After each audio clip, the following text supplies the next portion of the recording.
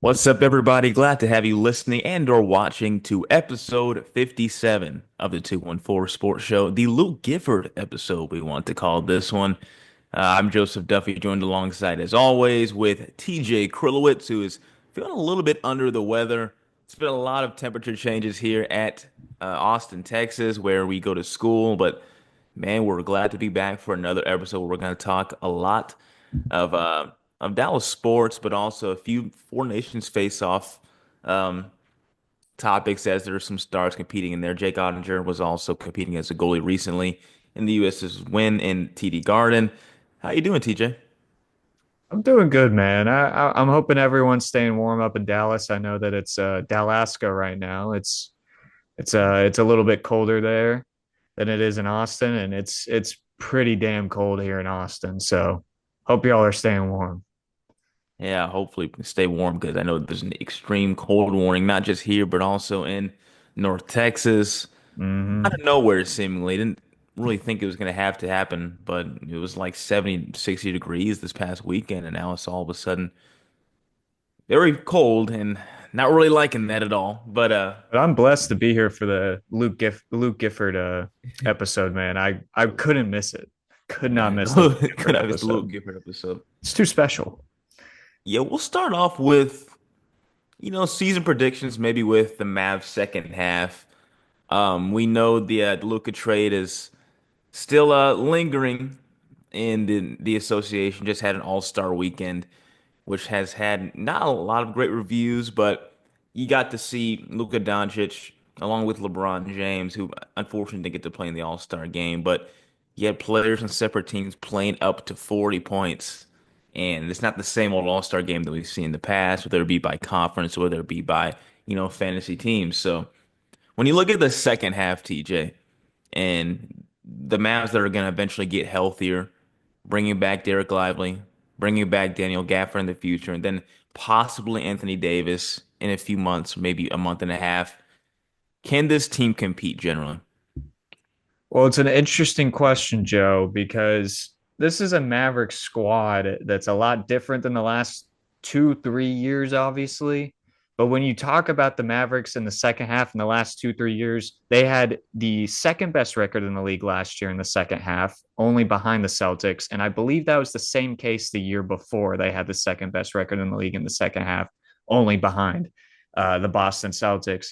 This team has always been a second half team, especially under Jason Kidd. We've kind of talked about it on this podcast a little bit. Jason Kidd doesn't really care about regular season games too much. He'll be fine with taking the L's sometimes in these games. He doesn't really care about seeding. He really just cares about getting in. And I agree with that kind of idea when you have Luka Doncic on your team. Exactly. When you don't have Luka Doncic on your team, you need to get the best seeding you can possibly get. And the Mavericks aren't in good shape to do that right now, obviously, with all the injuries. I don't think that this season is going to be, I think this season's second half is going to be a lot different than the other second halves in recent history. I think that this is going to be honestly quite the opposite. And this isn't I don't think it's really, the injuries are going to really stack up. I don't think it's a knock on Jason Kidd. Um, I think that he's done a fantastic job coaching since this Luka trade. But he's not really the biggest X's and O's guy, in my opinion, when it comes to late game situations. We're not going to be blowing people out with this roster right now. We're not. We're going to have to win these games in close fashions. And we have been able to recently with Golden State and Miami, but I don't think it's going to keep up. Jason Kidd has a hard time with late game situations. There's always a struggle. We saw that against Sacramento before San Francisco or before the Warriors and Heat. So I hate to be the gloomy guy, but I think it's looking like the weather right now. Not too good. So Well, I like how you mentioned the fact that this is not going to be the typical second half because I wanted to get my hopes up. But the second half usually exploded with this team because of guys like Luka Doncic. And when you don't have that generational player anymore, yeah. I don't know how I'm supposed to be optimistic about the second half. And I don't know if you saw the new Mavs CEO's comments, Rick Welts, who just replaced Marshall this past year. But he's a legendary CEO and legendary executive. He used to work with the Warriors, and he's responsible for all the All-Star Weekend stuff you see now today. And he just joined the Mavs front office to replace St. Marshall as CEO. And he's like, I underestimated the fans' reaction to trading Luka Doncic once I heard the news that Nico was going to do it. I'm like, are you kidding me? Like, where's the awareness, man? Just, I can't believe that someone would even admit that in public Uh, still. what But going back to what you were, go ahead. No, I was going to say he must have not known what the trade was going to be for. I think that this trade wouldn't have been as bad. We really would have been hurting no matter what if Luka got traded. But if it was somebody like if it was like the rumors like Giannis Antetokounmpo or Anthony Edwards, it would have been a little bit better. It would have been a little bit better. This trade return has just been it's just awful. It's awful. So, anyways, you go ahead. At least there's a bright spot in Max Christie, if you want to call it a little bitty bright spot, but he's been incredible. A Already youngster that getting can, SGA mentions, man. Come on. yeah, already SGA mentions. Hopefully he can get his whistle in the future. But in terms of Mavs second halves, I mean, this team is still pretty banged up. Got a good week off. They come back to play on Friday. But it just sucks that you don't have a Luka Doncic anymore to help this team get better. Like you said, to have a record as good as the Celtics in the second half of the season, because we've seen this Mavs team really be a second half team for the past four-ish, five-ish years, probably. They're never Mm-hmm. really that great in the first half. And now you're going to rely on Kyrie Irving to drop 40 every single game. No Anthony Davis, He's going to no be Derek getting Lively double or Gafford. teamed. Yeah, gonna get double teamed pretty much every single game now. So I don't know what to expect. Hopefully this team can keep fighting because Jason Kidd, like you said, before the All-Star break, I thought he was doing a pretty good coaching job, finding a way to beat the Heat, beat the Warriors who just acquired Jimmy Butler. But what are you going to do against the teams that are, 10, 15 games above 500? Those teams that Mhm. are at the upper echelon of the conferences. Where I their don't know leading what's going to scorer happen. isn't Tyler Hero. Yeah, like what is this team going to do? It's kind of hard to understand, but Nico Harrison remains unmoved, remains solidifying his position to send off Luka Doncic. So we'll see what the Mavs can do. I believe they said they return on Friday. I don't know which team it was they're going to play first. I I believe they think, play Friday, yeah, against New Orleans at home. yeah, So yeah, kind that of should be easy. a win, Get right? into the flow, Right? right? Get Get into the back into flow, the groove of right? Come things, on, right? And then Mavs. you go on Sunday to San Francisco to play the Warriors once again against Jimmy Butler and Steph Curry and Golden State.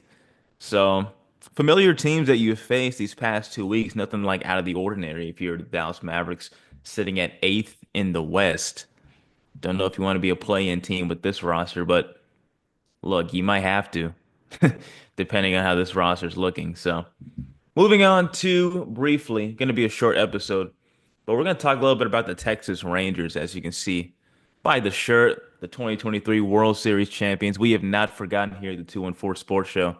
Ever. Never, never will forget.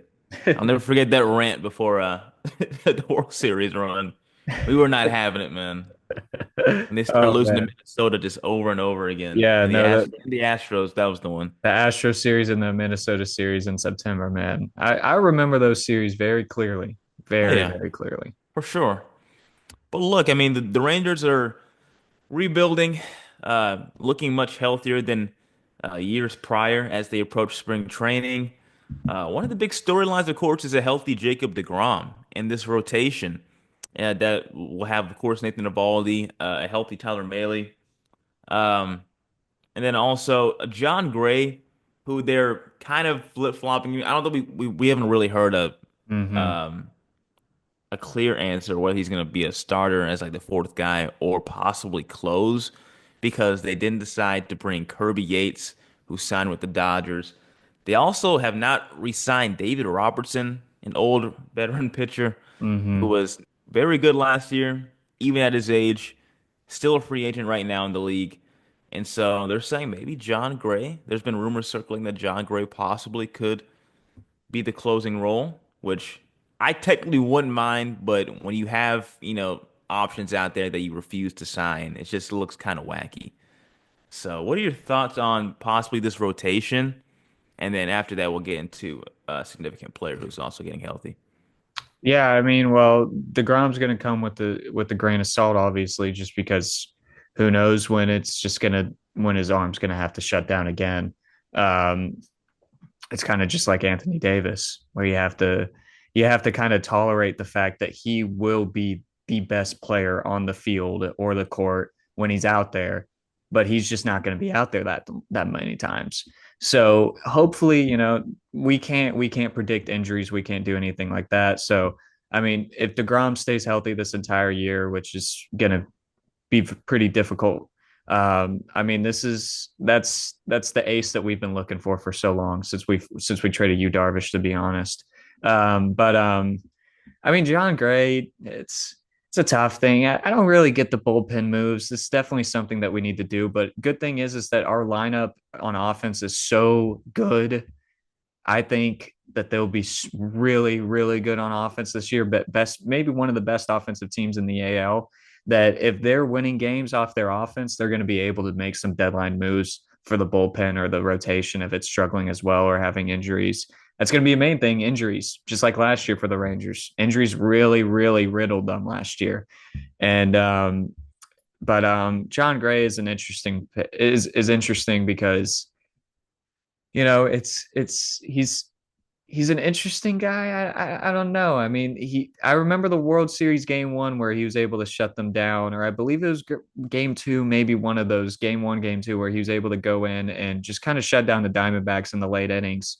So I know that he could do it. He struggled a little bit last year, especially with his fastball, but I love his off speed, and I think that that's going to be a huge, whenever you're going out to pitch one inning, you can you're able to throw a lot of off speed, kind of put some trickery in there because you're not going to see that batter again. So, I mean, I don't know. It's an interesting pick. I kind of have an indifference to it. I think it could work out, but if it doesn't work out, then we're going to have to look for other options for sure. Whether it's the deadline or something like that, because 2023, I could see you grinning. I don't know if you're thinking about 2023 with all the blown saves and Boy, historically man, bad bullpen. Just awful. makes the Just title even better, even sweeter, I because should say. But they started pitching, man. They started pitching at the end. Hey, who knows? Maybe Josh Spores could be an opportunity as well here. I don't know if he's could, healthy yeah, right now, but yeah. somebody that really struggled in the 2023 season, but man, was the bullpen hero in the postseason that year. So When you look at that 2023 team, I mean, they could have had 100 plus wins. I mean, a lot of blown saves from definitely, Leclerc and, multiple late game relievers. But it's just hard to believe that, according to Rangers Nation, there's not been an consecutive opening day starter that has been the same person, of course, since '09, I believe. wow. Is it Kevin Midwood? Am I getting this right? Hold on. Yeah, Kevin Millwood, excuse me. Fourth straight ending in '09. So it's probably going to be someone different again. I'm guessing it's going to be Jacob deGrom. I would Could assume be it's Jacob could Degrom. be Nathan Eovaldi too. Either one. But it's just good to also have Nathan Eovaldi back re-signed. Love that Mhm. signing. Definitely. But then you talk again about that lineup, who I believe is going to be back to a great offensive form. Getting Jake Berger, who is going to have those platinum jerseys going crazy, the Waterburger jerseys. And also Jock Peterson, who had a career year last year. Going to be a nice solid DH for the offense. And then the player I was talking about that will highlight who is going to be back and healthy should be Evan Carter, who will probably be starting in center field. Of course, he had a little bit of a setback in officially his rookie year. I don't know if it would count as his rookie year last year. It might have. I think it would because technically he counts as a rookie at the end of that season that they won the World Series, but also in that next season as well. So I guess his first official campaign, which he had a setback in with his back. And so coming First back in season as a rookie. 2025, yeah, first season as a rookie. I said all of that, talking in circles. But 2025 for Evan Carter, who is coming back from a back injury, which held him back so much. What are your projections for him possibly? Can he get back to that form? Because if you look at the videos of him talking about this back injury, it's not necessarily going to go away completely. You just have to find a way to work through it, kind of. So, do you think that Evan Carter can get back to that late season form from 2023, where he was kind of looking like, that Lasal Gaib of, of Rangers baseball in the future. The chosen one, as you see him always doing with the hands as he does his home run celebration. Do you see a good season for him this year? Well, luckily he's young. So Yeah. that, hey, I mean, I'm 21. I got back issues, but I'm able to subside them a little bit, do some stretches and stuff. I know that it's not the back injury that Evan Carter has, obviously. Um, but I mean, I think that he can have a good season, and luckily again, he's hitting at the 9 spot, so he's not going to have a lot of pressure. That's what he was hitting at the start of the season. Whenever he first got originally called up, was of course he was hitting number 9, and he was raking so much that he had to get moved up eventually, all the way up to number 3 for the postseason. And so I like placing him at 9, not putting the expectations of him being a really big batter for us this year, and if it's kind of like a low risk. If it doesn't work out, hopefully we can maybe flip him for something, or I don't know. I mean, Evan Carter, it's a tough conversation to have because he was really the chosen one in 2023. But to stay on the positive side, since I was so gloomy with the Mavericks, I'll say that Evan Carter has a good season. I think he will. I think he'll bounce back. I really don't think that there's that much pressure on him this year because I think this offense will be really good. I think it's gonna take a step back from last year, or take a step up from last year. We always talk about the Bochy years, 1 year good, 1 year bad, next year good. Yeah. So we'll see if that prophecy still holds true this year. Um, but I don't know, man. How you feeling about this lineup though? What do you think that Oh, I this love is it. the best lineup that the Rangers have had, like, since what Going do you think? into opening day, you're saying? Maybe going into opening day. Yeah. What do Yeah, you think? Where going does it into rank? opening day for sure. Because even that opening day roster in the World Series year was not exactly insane. Robbie Grossman Robbie starting. Grossman. I mean, it was all right, but Nathaniel Lowe, which is getting replaced now, and he's obviously had a great run with the Rangers, and we wish him the best in the future. Nathaniel Lowe is not going to be here anymore. It's going to be a sad sight to see for a lot of Rangers fans, a familiar face for even the bad days of Rangers baseball, and was here for the great days as he evolved his game, a Gold Glove defense and a Silver Slugger offense. And now you have a guy like Jake Berger, who is not I wouldn't say he's exactly as great as Nathaniel Lowe, but he might be more consistent in late game stages. And then you have, Jock Peterson. And he's a guy that sometimes can get under your skin if you're going against him, but he's always a guy that you'd love to have on your team. And he's going to be a consistent Absolutely. DH presence for your lineup. I really do like these additions to the team, and hopefully they all stay healthy. And then Josh Young returning as well for a healthy start to season. Hopefully he can stay healthy again at third base. This lineup, I think, is the best in the AL West. I really do believe that. Definitely in Obviously, the AL West. I would yeah, agree with you that. you don't have to believe, you don't have to want to win this division, I guess, because look, I mean, the Rangers didn't uh, win the division the year they won the World Series. You don't have to win the division, but it is a nice thing to know that this team can possibly compete for the division again after that gap year that you were talking about, being out of the gap year because we know the history of Bochy. And the season after he wins World Series, usually it's not good. So finally gone from that topic, from Bochy gap years. Possibly this team can compete with a healthier roster, but yes, the bullpen is a question. And I want to remind people, Corey Seager was going to be AL MVP in 2023 if it wasn't for Shohei Ohtani, the best player on the planet. All right. So there's a lot of people kind of writing him off. I know MLB Network didn't even put him in the top 10 players in the league right now, because of how his season was last year. Look, he can rake, man. Corey Seager is one of the best in the league. So don't underestimate him. He's going to be our star. And also, I just love Jake Berger batting like seventh. You know who he reminds me of? Mitch Moreland. All Oh, right. And Mitch that's Moore. what my dad always talks about with the 2010, 2011. He's like, those lineups were so good. We had Mitch Moreland batting eighth and all this Yeah. stuff. I think that's where we're getting to this point with somebody like Jake Berger batting seventh, because he's a lot like Mitch Moreland, where he can get you 30 home runs, bat 260, but not really be the star of the team, obviously. So And big fan. my dream for Evan Carter is that he hits leadoff, that he gets to that point where he gets his confidence back, his groove back. that he can Marcus, eventually be a one or two guy. But Marcus Simeon is I doing think such a Marcus great Simeon job. would be better as a number two or something Yeah, like that, but we yeah. There's a love lot. putting him at one. Kind of, you want an embarrassment of riches too in the lineup. So it's a good problem to have when you have a lot of threats and you can move it around to where you see fit. And Bruce Bochy will have a lot of options on his hand with this lineup with all the pickups that he's gotten and guys that are getting healthy. Right. Closing out the show real quick, we're going to talk a little bit of hockey. Dallas Stars first, and then we'll get to the four nations. But the Dallas Stars are going to begin their second half of the season soon after this four nations face-off. This team has to get healthy, like you've said in the past. Where do you see them going in these first few weeks of action?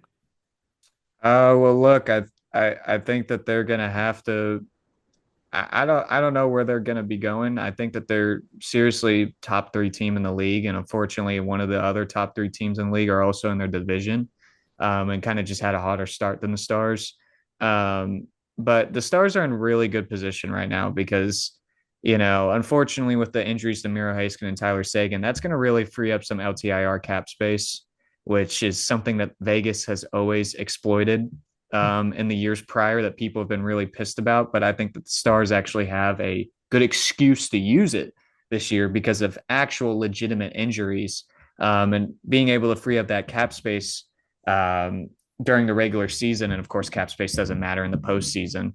That could really get us some really good players, and I think that that's already happened. I think Jim Nill already knows that that's happening with trading for Macau Granlund and Cody Ceci and not having to give up any other players for those two players.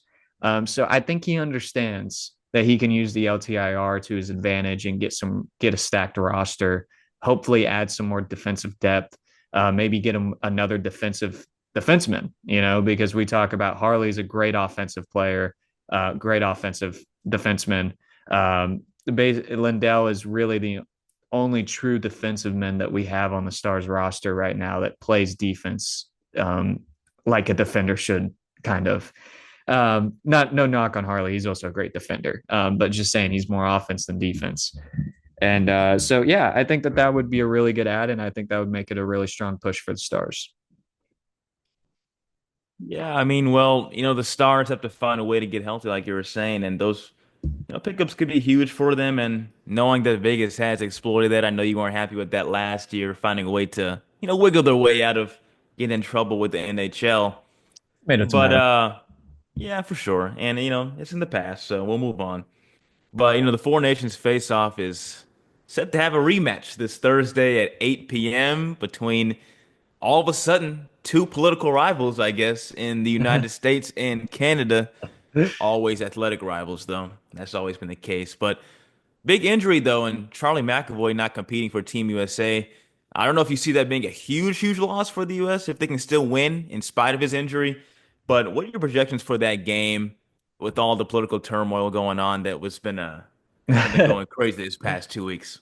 Well, I mean, Canada's out without Cal McCarr and Shea Theodore. They already have two of their top defensive men out. It kind of makes sense. Charlie McAvoy is probably not even really kind of a top defensive man for the USA. But no, it's interesting. I think anybody could have seen this happening after USA beat Canada and Montreal, that this was going to happen. The rematch was going to happen in America. And it looks and Canada has all the momentum right now. That's why I was hoping people wouldn't really talk too much, but after that game, because Canada has the momentum. Look, they got all that. They're going to be extremely motivated. They're going to be the away team. Home ice does not matter, as obviously we could see on Saturday, especially in hockey. So I'm just going to say that I think that Canada wins this game, unfortunately, but I'm here all for the miracles. All for the miracles. I mean, it's going to be in TD Garden, obviously in the United States' backyard this time around, as opposed to Montreal. I don't know if you've seen, well, you obviously have seen it, but what do you think of all this national anthem booing? I know a lot of people are saying, what are these Canadians doing booing our national anthem? But look, if you're in their point of view and the leader of the free world is kind of saying, we're gonna find a way to tax you a little bit more. Do you think you can blame them for having that reaction? Do you think it's inappropriate to do at a sporting event, or do you think it's all just fair gaming? They can do it, It's just man, and sports. they're all probably drinking already, and it's just kind of the fun thing. Like it's just like, they can do it if they want to. I don't care. We're gonna rain terror on them with Freebird. I love the Freebird usage. I don't know why they were playing it so much in Montreal, though. I don't know if that's the goal song or if they're just playing that naturally in It might Montreal. be. It might be. I'm not They sure were either. playing that a lot in the game, especially a lot in Montreal, Quebec, which I was really shocked about, even though it would be like in between a timeout as well. I don't know they liked Leonard Skinner that much in Montreal. But Hey, but shout out to the stars in the Four Nations, man. Granlund and Lindell scored all three of the goals for Finland against Canada a couple days ago. Granlund had the OT winner against Sweden. We've had some really good dominant stars performances in the Four Nations, so they really showed out. yeah, for sure. So USA Canada, the rematch this Thursday at 8 p.m. I will be there watching that for sure. Should be a great one. We're gonna wrap the show up really quick. You can follow us on YouTube and Spotify, where we post this entire episode at its full length. And this was episode 57, the Luke Gifford episode Legendary.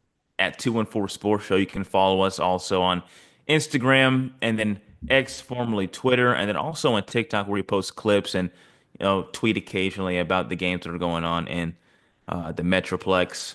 So make sure you can follow that too on Instagram, X, and TikTok. TJ, you want to give your socials really quick?